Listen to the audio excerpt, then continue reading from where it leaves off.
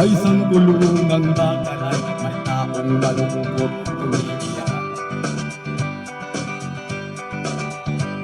Ang tanong niya sa sarili ay kailan mabibisa ng tuwana. Malayo ang iniisip at nakahapulot na ring mga palad.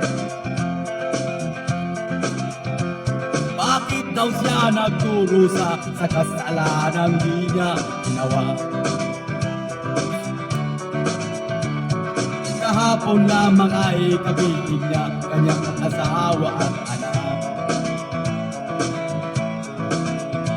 Namumuhay ng tahimik sa isang munting tahanang may buwa. Ang kaligayahan ay pinutol ng isang paratang sa kanya. Siya daw ang may sala sa isang krimen na di naman niya ginawa. Wala na bang katarungan ang isang minala na katulad niya? Ilan pang tulad niya ang magdukusa ng walang kasalanan? Di ba't ang batas natin pantay-pantay, walang mahirap mayaman? Bakit marami ang nagdurusang mga walang kasalanan?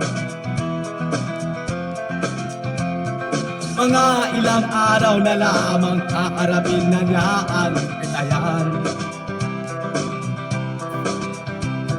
Paano niya isisigaw at siya'y sadyang walang kasalanan? Tanging ang Diyos lamang ang siyang saksi at siyang nakakaalam. Diyos na rin ang siyang bahalang maningil kung sinong may kasalanan.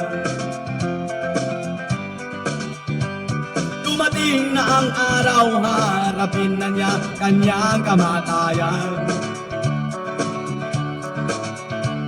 Sa isang upo ang bakal na kay dami ng buhay na ibulang.